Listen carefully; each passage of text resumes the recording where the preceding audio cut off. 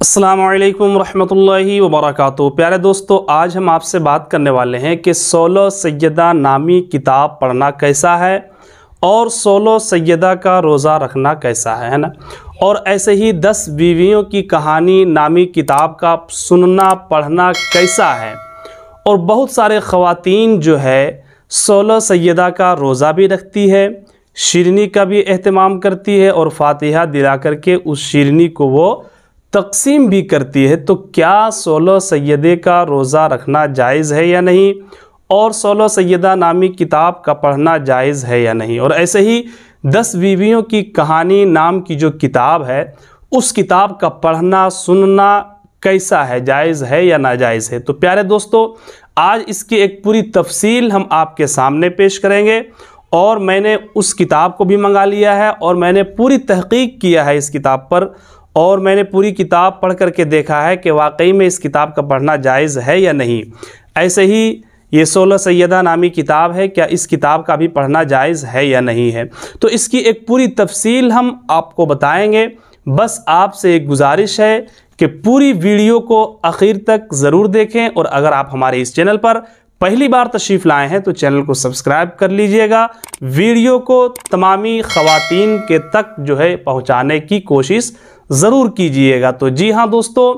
हमारे बहुत सारे ख़वातीन जो है, हमारी माँ बहनें जो है, अपने अपने घरों में हर इस्लामी महीने के 16 तारीख़ को है ना, हर इस्लामी महीने की उर्दू की 16 तारीख़ को जो है वो 16 सैयदा नाम के रोज़े भी रखती है और 16 सैयदा नाम के नियाज़ भी दिलाती है, और 16 सैयदा नाम पे वो जो है 4 रिकात नमाज भी नफल अदा करती है। तो क्या 16 सैयदा का रोज़ा रखना, 16 सैयदा नामी किताब पढ़ना जायज़ है या नहीं है। तो प्यारे दोस्तों, मैं इस ताल्लुक़ से बता दूं कि 16 सैयदा नामी किताब जो है वो पूरी किताब है ना, पूरी किताब बेअसल है और इस किताब की कोई हकीकत नहीं है।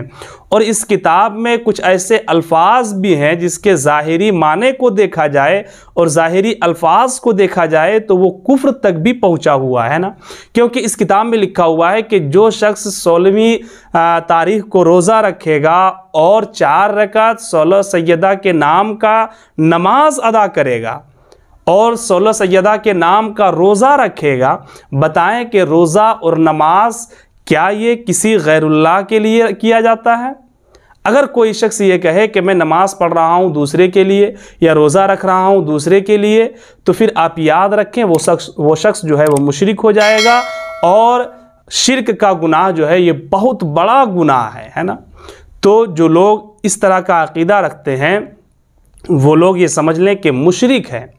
और हमें ऐसे गुनाहों से तौबा करना चाहिए। हाँ, आप नमाज का सवाब भेज सकते हैं, नमाज का सवाब दूसरे तक पहुंचा सकते हैं, रोज़े का सवाब दूसरे तक पहुंचा सकते हैं, लेकिन जो है आप उसके लिए नमाज नहीं पढ़ सकते हैं, उसके लिए रोज़ा नहीं रख सकते हैं। तो जो लोग ये कहते हैं कि हमने 16 सैयदा के नाम का रोज़ा रखा, तो याद रखें ऐसा बोलना भी गुनाह है ना।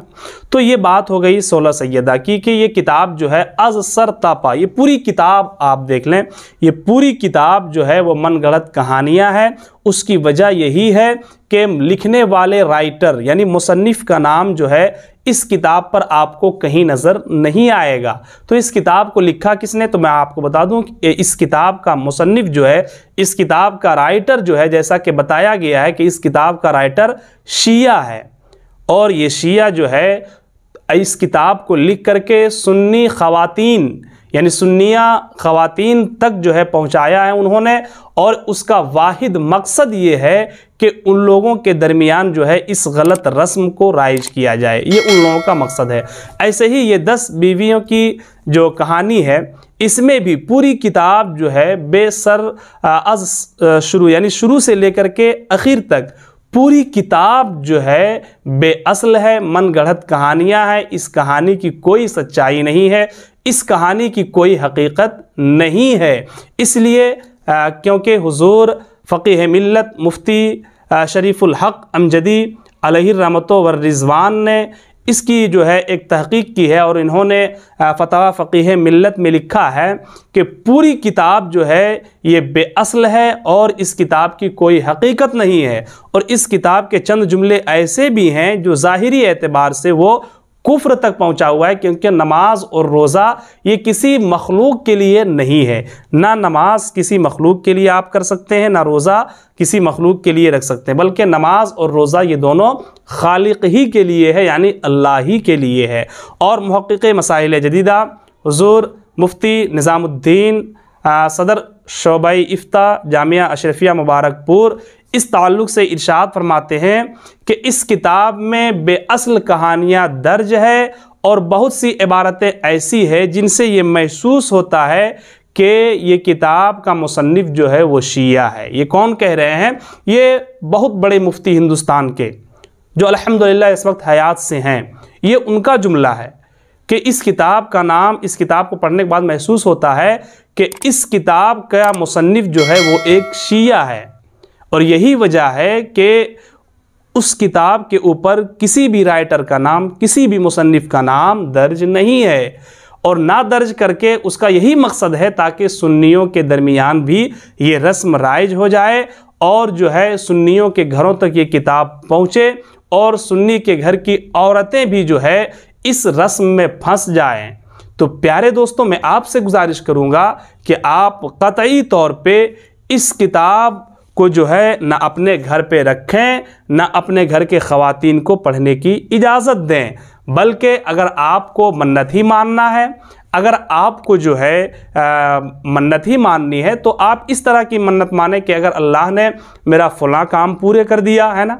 या जो है हमारी फ़लाँ ख्वाहिश हमारी पूरी हो गई, हमारा फ़लाँ जो है इरादा अगर मुकम्मल हो गया, तो मैं रोज़े रखूँगा अल्लाह के लिए, मैं नमाज़ें पढ़ूँगी, है ना। ये सब कर सकते हैं, लेकिन जो गलत तरीके से हम मन्नत मान लेते हैं जिसकी वजह से हम जो है गुनाहों में डूब जाते हैं, इसलिए मैं अपने दोस्तों से और मैं तमामी इस्लामी भाइयों से भी गुजारिश करूंगा कि आप हरगिज़ तौर पे इस किताब को ना अपने घर में पढ़ने दें, ना खुद पढ़ें, ना ख़वातीन को पढ़ने दें, ना खुद सुने, ना ख़वातीन को सुनने दें, बल्कि आप अपने घर की ख़वातीन को, है ना,